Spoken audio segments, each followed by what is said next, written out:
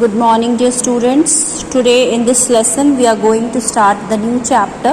The name of the chapter is Lines and the Angles. Before starting this chapter, let us review some definitions which we have already done in the previous lessons also, previous classes. Like the definition of line segments and then the line, what is line and what are the rays.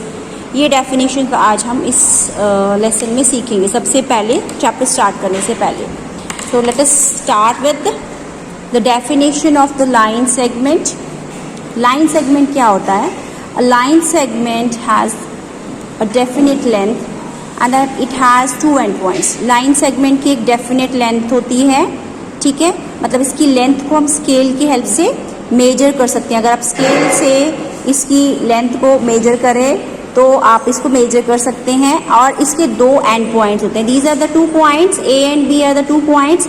जब इसको join कर दिया तो आपकी क्या बन गई? Line segment हो गई, ठीक है. तो इसको लिखते कैसे हैं? ए बी और ऊपर अपने ये लाइन सेगमेंट्स का सिंबल लगा दिया, ठीक है. तो this is your line segment. अब लाइन क्या होती है? Line has no end point. It expands endlessly in both the direction. इसका कोई एंड पॉइंट नहीं होता. आप इसको स्केल की हेल्प से मेजर नहीं कर सकते हैं. किसको नहीं मेजर कर सकते हैं? लाइन को, ठीक है. जैसे मैंने एग्जांपल दी हुई है, पी एंड क्यू जो दो पॉइंट्स हैं और ये एंडलेसली एक्सपैंड हो रहे हैं. दिस एरो का मतलब होता है कि जो आपकी लाइन है वो बढ़ रही है, दोनों तरफ से एक्सपैंड हो रही है. जो एरो दिख रहा है ना आपको, सिंबल आपने देखा होगा कहीं रोड्स वगैरह पे ऐसे का सिंबल बना होता है, दैट मीन्स कि ये आगे बढ़ रही है, तो एक्सपैंड हो रही है, ठीक है. इसको आप मेजर नहीं कर सकते हो, लाइन को आप मेजर नहीं कर सकते हो. तो इसको हम कैसे लिखेंगे? पी क्यू, इसका सिंबल है पी क्यू और ऊपर आप लाइन का सिंबल बना दो, ठीक है. तो लाइन पी क्यू आपका ये सिंबल हो गया पी क्यू. और क्या है, जो लाइन है उसको आप मेजर नहीं कर सकते और एंडलेसली दोनों तरफ से फ्रॉम पी और क्यू दोनों तरफ से एक्सपैंड हो रही है. नाउ लेट अस अंडरस्टैंड रे. रे has only one point, one and point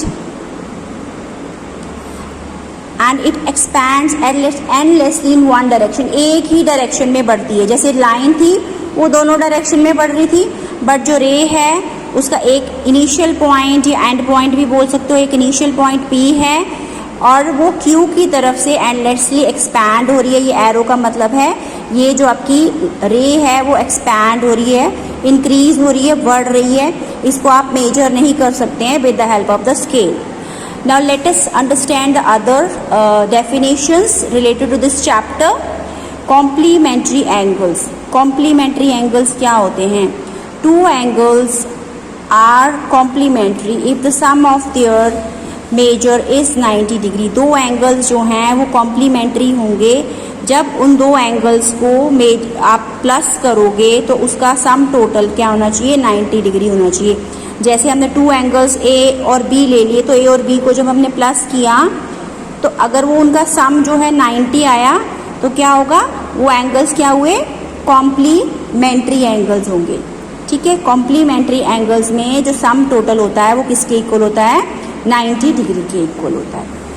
now next वाला हम करेंगे सप्लीमेंट्री एंगल्स. नेक्स्ट वाला डेफिनेशन है सप्लीमेंट्री एंगल्स.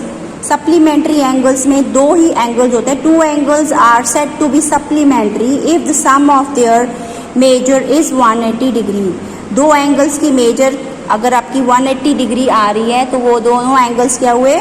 सप्लीमेंट्री एंगल्स हो जाएंगे, ठीक है. Here A and B are the 2 angles. उनको प्लस करने पर अगर 180 डिग्री एडिशन आ रही है तो उसको हम क्या बोलेंगे? सप्लीमेंट्री एंगल्स बोलेंगे. नाउ एडजेसेंट एंगल्स, अगली वाली डेफिनेशन है एडजेसेंट एंगल्स की. एडजेसेंट एंगल्स क्या होते हैं? Two angles with the same vertex. ये वर्टेक्स होता है, ठीक है. Two angles with the same vertex, दो एंगल सेम वर्टेक्स के साथ वन आर्म कॉमन. ये वाली आर्म जो है दिस इज कॉल्ड आर्म. ये भी आर्म है, these are also arm. One arm common and other arms lying opposite side of the common arm, ठीक है. अब उन्होंने क्या बोला? दो एंगल्स का एक वर्टेक्स होगा और ये वर्टेक्स मतलब एक सेंटर है, O इज द वर्टेक्स, ठीक है, और एक कॉमन आर्म है, ये जो O भी है एक कॉमन आर्म है टू एंगल्स की। ये एंगल, ये एक फर्स्ट एंगल हो गया और ये वाला जो है ये दूसरा एंगल फॉर्म हो रहा है। ये तो एंगल के नेम जो है, जब भी आपको एंगल रीड आउट करना है, जो वर्टेक्स है, जो सेंटर है, उसको आपने हमेशा जैसे O को सेंटर में ही रखना है। जैसे कैसे रीड आउट करेंगे, BOC, मतलब जो O है जैसे जिस तरह से ये बना उसी तरह से आपने रीड आउट करना है, यहाँ से स्टार्ट करके BOC, ठीक है। तो मतलब एक आर्म कॉमन है और दो जो एंगल्स आर्म्स हैं वो ऑपोजिट डायरेक्शन में, जैसे ये OB के ऑपोजिट में क्या है OC, और इसी तरह से ये OB के ऑपोजिट में OA है, ठीक है। तो ये ऑपोजिट डायरेक्शन में हो गई। तो इससे हमारे एंगल्स क्या बन रहे हैं, टू एडजेसेंट एंगल्स क्या बन रहे हैं, दिस, ये वाला और ये वाला टू एडजेसेंट एंगल्स हैं। इनको रीड आउट कैसे करना है, फर्स्ट एंगल हो गया आपका एंगल AOB। O हमेशा जो कॉमन वर्टेक्स है वो आपने हमेशा सेंटर में ही रखना है, AOB, एंगल AOB।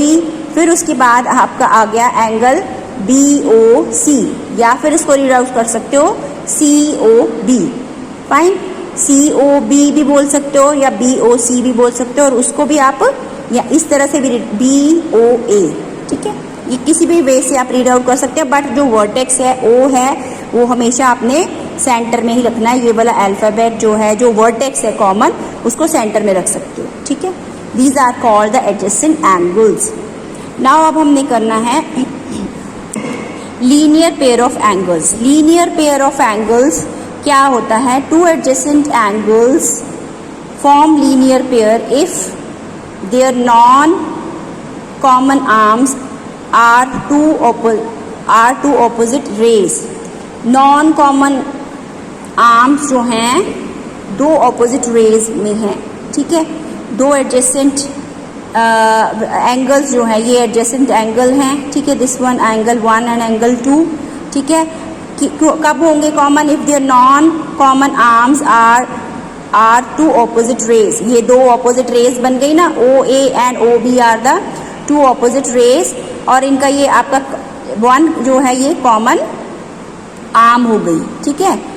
तो ये आपके हो गए लीनियर पेयर फॉर्म कर रहे हैं। तो एंगल कौन कौन से, angle COA and angle BOC are the two, ये आर फॉर्मिंग लीनियर पेयर, ठीक है। यहाँ लिखा हुआ angle AOC and angle BOC are the linear pair, ठीक है। यहाँ पर रीड आउट कर लेंगे ये वाला, ये फर्स्ट वाला angle, this one and this one, opposite direction में OA and OB are the two opposite arms in opposite direction. तो इनका कॉमन जो वर्टेक्स है O है और जो कॉमन आर्म है वो OC है। So they are forming linear pair. Angle फिर से एक बार रिपीट कर रही हूँ आपके लिए, एंगल AOC वन एंगल हो गया, this is the first angle, and दूसरा वाला एंगल क्या हो गया, एंगल COB या फिर एंगल BOC, किसी भी डायरेक्शन में आप रीड आउट कर सकते हो। तो इनका क्या होता है, ये जो लीनियर पेयर हैं, जो लीनियर पेयर बनता है उनका सम टोटल क्या होना चाहिए, 180 डिग्री होता है। ये आपने याद रखना है, angle AOC plus angle BOC will be 180 degree, will be equal to 180 degree sum इनका। Now vertically opposite angles are equal.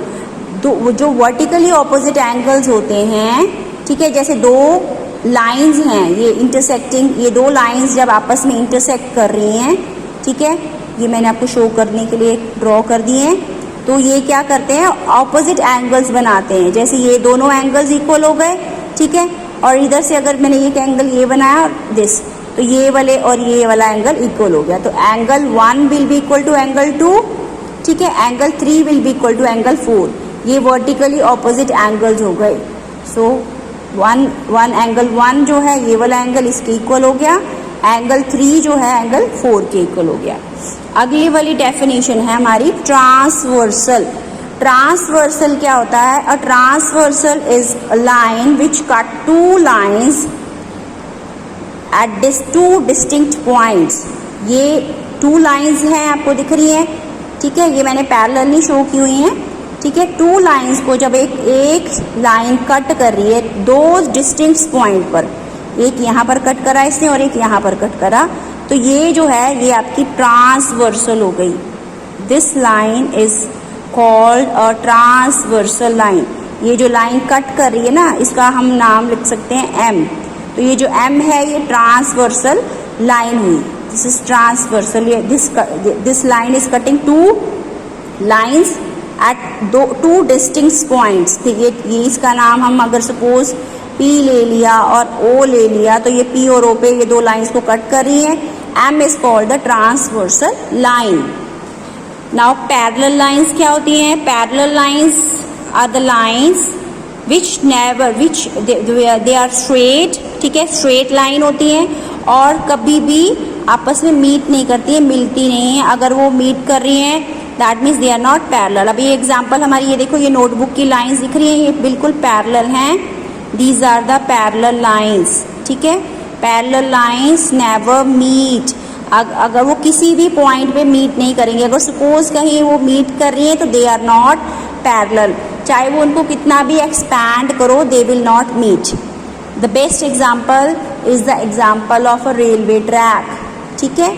अगर वो रेलवे ट्रैक जो पैरेलल नहीं होगी, जो लाइंस हैं, तो क्या होगा, आपको खुद ही पता, मतलब क्या हो जाएगा, अगर वो पैरेलल नहीं होगी तो क्या एक्सीडेंट की वो हो सकती है, ठीक है, क्योंकि वो हमेशा पैरेलल नहीं होगी। एंड बेस्ट एग्जांपल अगर आप बुक ले लो, ये बुक के ऑपोजिट डायरेक्शन में जो लाइंस दिख रही हैं आपको, दिस वन, ये जो this and this, these are also parallel. आप विंडो ले लो, विंडो की जो लाइंस होती हैं, ये आपका टेबल है, टेबल के ऑपोजिट लाइन वो भी आपकी पैरेलल ही होगी। No next one is transversal lines के साथ, तो ट्रांसवर्सल एंगल्स जो बनते हैं, जो ट्रांसवर्सल लाइन अगर कट कर रही है टू पैरेलल लाइंस को, ठीक है, टू लाइंस को कट करिए तो कौन से एंगल्स फॉर्म होते हैं वो हमने सीखना है, ठीक है। ये this is the transversal line, ठीक है। ट्रांसवर्सल से जो एंगल्स बन रहे हैं वो हम सीखेंगे। तो फर्स्ट वाला है कॉरेस्पॉन्डिंग एंगल्स। कॉरेस्पॉन्डिंग एंगल्स कौन कौन से होते हैं? जैसे एक के बाद एक, ये 1 और ये 5, 1 and 5 are the corresponding angles. उसके बाद आपका नेक्स्ट वाला आ गया, नेक्स्ट आ गया 2 and 6, 2 and 6 are the corresponding, ठीक है। Then 4 and 8 are corresponding. Then उसके बाद 3 and 7, ये आपके कॉरेस्पॉन्डिंग एंगल्स हो गए। एक बार फिर से नोट डाउन कर लेते हैं। पहला आपका 1 and 5, ये कॉरेस्पॉन्डिंग एंगल, ठीक है, एक ही डायरेक्शन में कॉरेस्पॉन्डिंग है, ठीक है, 1 and 5। उसके बाद हम अगर ये इसी लाइन से ले लें तो 4 and 8, ठीक है, 4 and 8 हो गया। उसके बाद हमने पहले लिया 2 and 6, 2 and 6 and then 3 and 7, तो ये आपके कॉरेस्पॉन्डिंग एंगल हो गए। नेक्स्ट वाला है interior, alternate interior angles. Interior मतलब अंदर वाली साइड के जो एंगल्स हैं, ऑल्टरनेट मतलब अपोजिट डायरेक्शन में। जैसे हमने लिया 3 and 5 are the alternate interior angles, 3 and 5। उसके बाद 4 and 6 are the alternate interior, अंदर वाली साइड के जो एंगल्स हैं, 3, 5, 4, 6। 3 and 5 वन पेयर हो गया, 4 and 6 का अनदर पेयर हो गया, अंदर वाली साइड के जो एंगल्स हैं। नाउ नेक्स्ट वाला है ऑल्टरनेट एक्सटीरियर एंगल्स। एक्सटीरियर मतलब आउटर साइड के ऑल्टरनेट ऑपोजिट डायरेक्शन में 2 and 8, 1 and 7, 2, 8 ले लिए, 1 and 7 जो बाहर वाली साइड के 2 और 8 हैं, बाहर वाली साइड का एंगल 1 and 7 है। तो ये हो गए alternate exterior angles. Now next वाला है कॉन्जिक्यूटिव इंटीरियर एंगल्स। कॉन्जिक्यूटिव मतलब एक के बाद एक, जैसे यहाँ पर 3 and 6 इंटीरियर मतलब अंदर वाली साइड के एंगल्स, 3 and 6, देन 4 and 5। 3 इस डायरेक्शन में है, 4 सेम डायरेक्शन में जा रहे हैं, 3 and 6, ठीक है। पहले हमने लिखा 3 and 6 और पेयर क्या बना 4 and 5। 4 और 5 are the consecutive interior angles, ठीक है। और ये नोट कर लेना है आपने, very very very important, sum of the consecutive angles is 180 degree. दो कॉन्जिक्यूटिव एंगल्स का सम जो है क्या होता है 180 डिग्री के इक्वल होता है।